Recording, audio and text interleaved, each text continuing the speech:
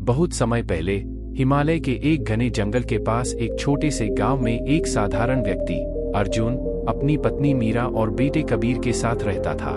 अर्जुन एक लकड़हारा था और अपनी रोज की जरूरतें पूरी करने के लिए जंगल से लकड़ियां काटता और उन्हें पास के बाजार में बेचता। हालांकि उनका जीवन साधारण था, लेकिन अर्जुन हमेशा शिकायत करता रहता था कि उसकी जिंदगी कठिन है और वह कुछ बड़ा नहीं कर सकता। एक दिन जंगल में लकड़ी काटते समय अर्जुन को एक बूढ़ा साधु मिला। साधु ने उसे देखा और कहा, तुम परेशान लगते हो बेटा, क्या बात है? अर्जुन ने जवाब दिया, मेरी जिंदगी बहुत कठिन है। मैं दिन रात मेहनत करता हूँ लेकिन कभी संतुष्ट नहीं हो पाता।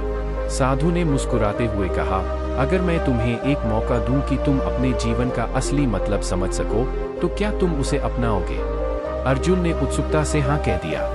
साधु ने उसे एक चमकता हुआ दर्पण दिया और कहा, यह जादुई दर्पण तुम्हें दिखाएगा कि तुम्हारे अंदर क्या खास है, लेकिन ध्यान रखना, यह केवल सच्चाई दिखाता है। अर्जुन ने उस दर्पण को लिया और उसमें झांका। दर्पण में उसने खुद को एक राजा के रूप में देखा। वह अपने राज्य में घूम रहा था, उसके पास अपार धन दौलत और खुशी थी। यह देखकर अर्जुन चौंक गया और उसने सोचा, क्या यह मेरी असली जिंदगी हो सकती है? साधु ने कहा, यह वही है जो तुम बन सकते हो, अगर तुम अपनी असली ताकत और क्षमता को पहचानो। लेकिन इसके लिए तुम्हें मेहनत और धैर्य से काम करना होगा। अर्जुन ने साधु की बातों को गंभीरता से लिया।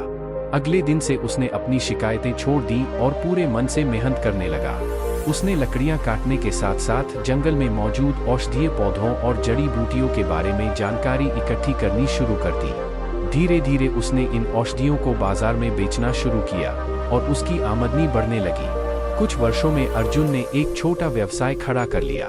उसने अपने बेटे कबीर को भी शिक्षा दिलाई और उसे सिखाया कि मेहनत और ईमानदारी से ही जिंदगी बदलती है। कबीर ने अपने पिता के संघर्षों से सीख ली और एक शिक्षित, समझदार युवक बना। एक दिन अर्जुन ने उसी साधु को फिर से जंगल में देखा। उसने साधु का धन्यवाद किया और कहा, आपके दिए गए दर्पण ने मेरी जिंदगी बदल दी। मैंने समझ लिया कि असली ताकत मेरे अंदर ही थी। साधु मुस्कुराए और कहा, दर्पण सिर्फ एक माध्यम था, असली बदलाव तुम्हारे विश्वास और मेहनत से आया है।